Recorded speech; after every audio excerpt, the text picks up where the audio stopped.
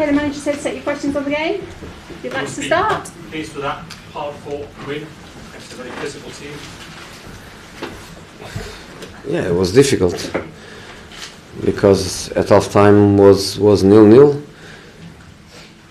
but I think we were in control since the first minute. I think in the first half our percentage of ball possession was really high, but no goals. And then you go to half time 0-0 and you feel a little bit the pressure. So second half was important to be calm and to play and don't lose our identity and don't try to go direct when we have this kind of attacking player that is better on the passing and movement game. But then the goal arrived, and after that, even with 1-0, I felt that the game was ours because we were so much in control. So I think solid performance, even defensively. We recovered the ball high on the pitch.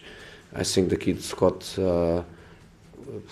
he grew up with the game. He started a little bit nervous, but then he grew up with the game, and I think it was fundamental for us in the way he gave us that desire to recover the ball.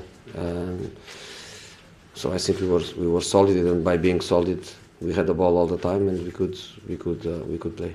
Did you leave out Pogba? Sorry, just over here, Josie. Did you leave out Pogba because you weren't impressed with his performance? Because you weren't impressed with his performance against Spurs during the week. You know, I changed a few players, and the intention was not to punish anyone, because to punish anyone, I also need somebody to punish me, because we are a team, and when we win together, and when we lose together. But I made a few changes thinking about the characteristics of this game, and I think this kid has a great desire to recover the ball when the team is not in possession. Is a kid that chased the ball, that tried to recover high on the pitch, and then when he has the ball, he plays always simple. And sometimes against opponents like Huddersfield, so close and with so many bodies behind the ball, simplicity sometimes is genius. You don't have space; you have to open spaces by playing simple. So it was a decision to play the kid, but Paul came on very, very well.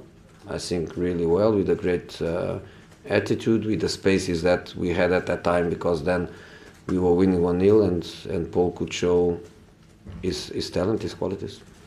Jose, it's still a big call to leave out somebody who cost £90 million in favour of someone who came from the academy and started playing game. I don't feel it that way.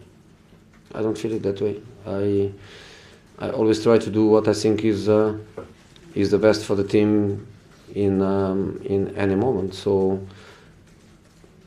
I prefer to look at it in the beautiful way of a little kid that arrived here with 9 years old with his mom for the first training session. 10 or 11 years after, the kid is playing in a Manchester United shirt in an important match in the Premier League at home at Old Trafford. So I prefer to look at that perspective. Paul is a fantastic player. Is no doubt for me one of the most talented midfield players in the world. But to sit on a bench one day is not the end of the world. Alexis combined very well with Jesse and with Juan today. Do you think was the best game of Alexis so far? He played on his three.